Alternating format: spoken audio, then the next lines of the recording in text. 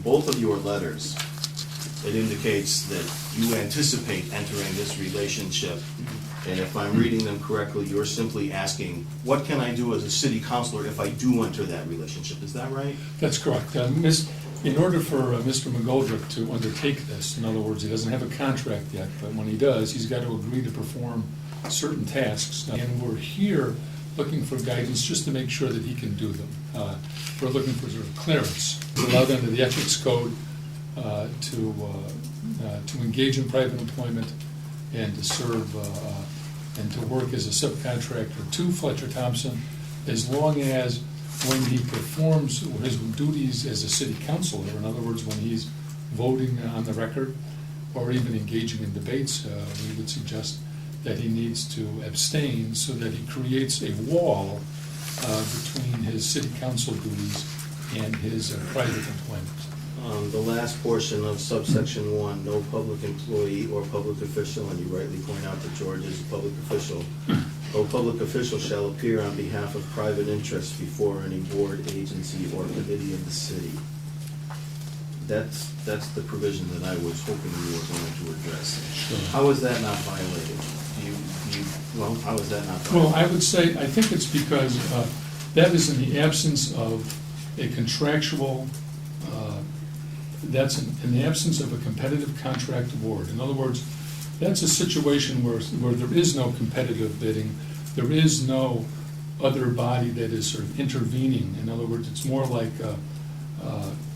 it's more of a direct thing where you don't have the checks and balances that a competitive bidding process has. Okay, it certainly doesn't say that about it doesn't make a distinction in the code regarding the competitive process, so. Not in this section, that's right. Yeah. But it would be, but if section H says, if you're a public official, that you can enter a contract as long as there is this competitive bidding review process, then, in other words, if you can do the work yourself, I think that implies being able to perform the contract, because it didn't make any sense for someone to have a contract and have the city say you can't do the work. Just a couple of things that concern me about this, and I want to be clear about where this opinion is headed.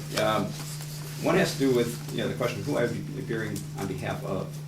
Is that I've always envisioned this as a case in which I would be appearing on behalf. If I'm appearing in front of anybody, it would be on behalf of the client, which would be the city.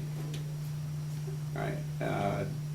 Obviously that's why I asked two questions in the letter when I requested the opinion. The other one would be would clearly apply whether it's a case where I have a private client or private interests. I think might be a different situation.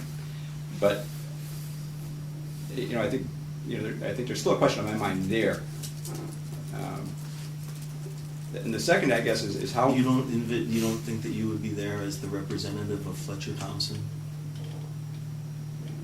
Fletcher Thompson would have the same duty of care to the client that I would in this case.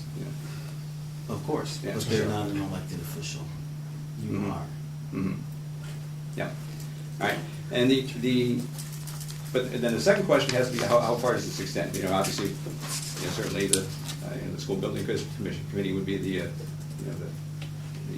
board or commission we're concerned with in this case. Right? I reiterate, I don't think that at this level that it's necessary to talk about what offices, whether you could go to the fire marshal or that to me is the stuff of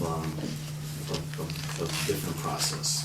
If someone were to complain about what you did, then we would look at that.